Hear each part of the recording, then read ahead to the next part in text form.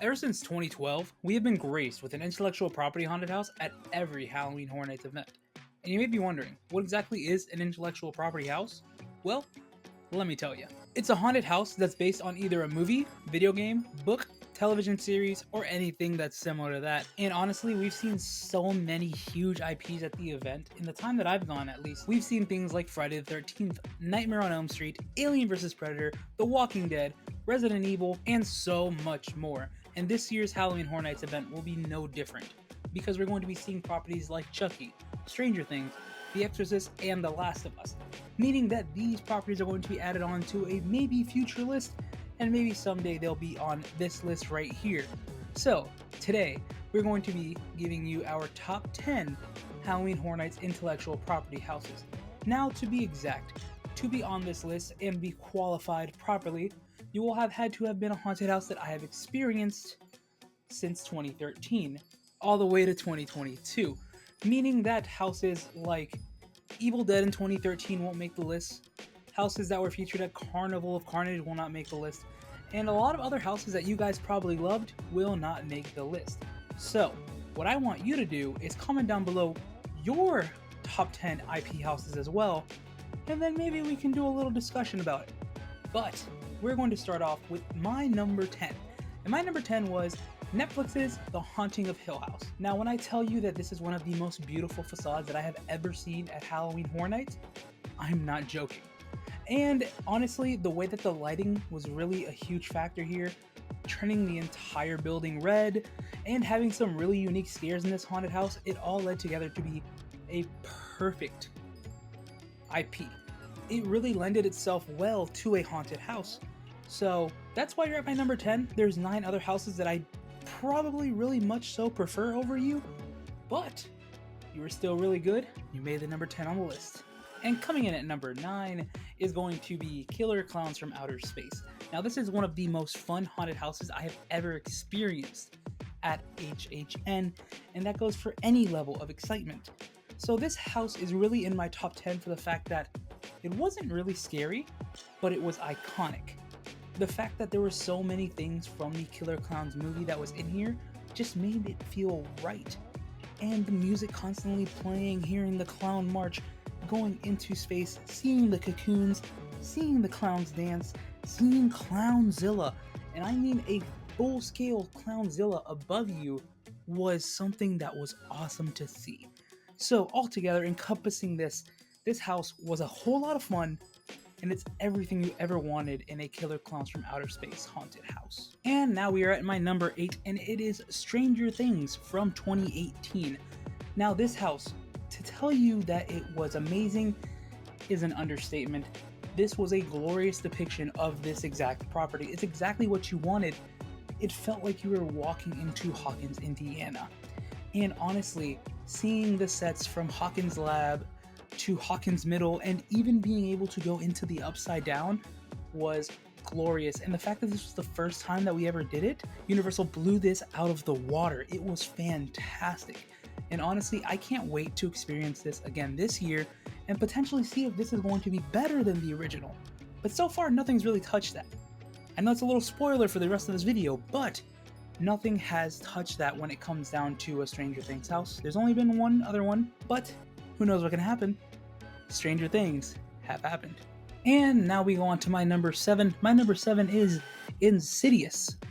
Now, Insidious was honestly one of the very first times that I was actually scared of a haunted house when it comes down to Horror Nights. The movies themselves really creep me out. They are very eerie, they are very loud, and you can ask Lexi, they are the only movies to make me jump in a theater. So, going through this house was honestly an eerie experience.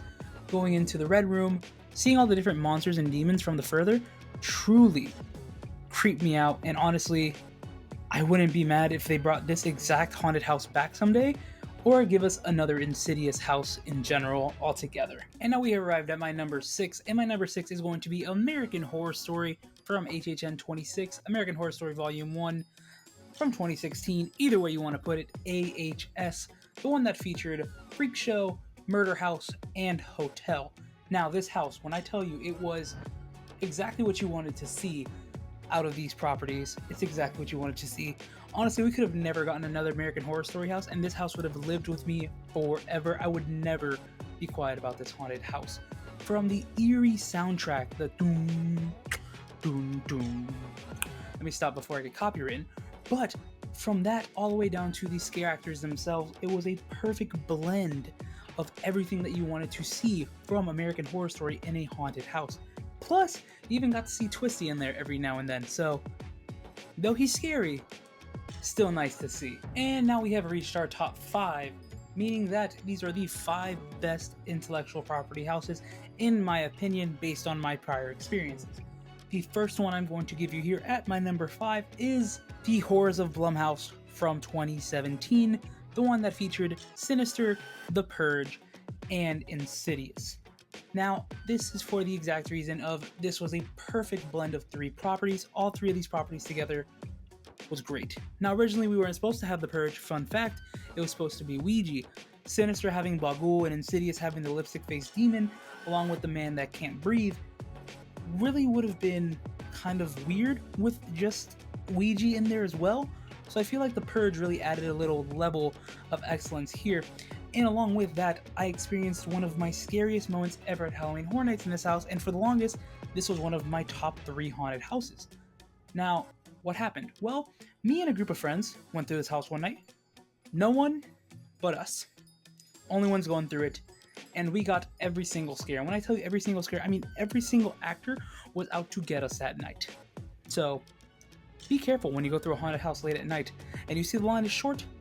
The actors are going to get you. Now, you may be into that kind of stuff, but it is kind of scary. Now we move to my number 4, which is Universal Monsters from HHN 29 or 2019. Now, this was the first time I got to experience Universal Monsters in any way, shape, or form, so being able to see a conglomerate of them all together in one haunted house was honestly gorgeous. Seeing the different levels of set design for every single monster was really cool.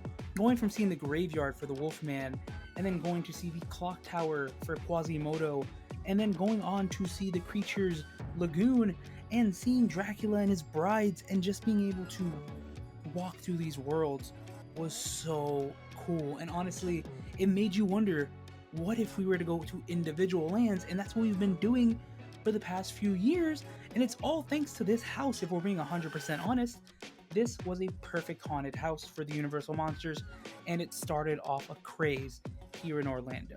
And now we move to my number 3, and my number 3 is Halloween from HHN 24 2014, which is honestly the first iconic intellectual property house that I have ever experienced, and it has stuck with me ever since. Now, every time I go through a Halloween house, this is what I expect, and if I don't get it, I'm kind of just like, oh, that was alright. But honestly, this house in 2014 had everything that you wanted to see, and the fact that it was in a sprung tent, it was very tight and congested, made you feel like you were right there and Michael was stalking you. It was a perfect haunted house, and it still to this day is on a pedestal for a ton of Halloween Horror Nights fans. They attempted to go and give us this exact house last year by putting it in the soundstage, but I feel like as if it didn't even hold a candle to the original house back in 2014. And for my number 2, we will go back to 2019 and talk about Poltergeist, which honestly, this is going to be a running theme with number 2 and number 1. I'm not the biggest fan of the Poltergeist film. It's honestly not one of my favorite horror movies. However, this haunted house opened my eyes. It showed me so much more to the movie than it could ever do, which is one of the reasons I love Halloween Horror Nights. It can make me love a movie for its haunted house more than the movie itself, which is crazy, but this did it.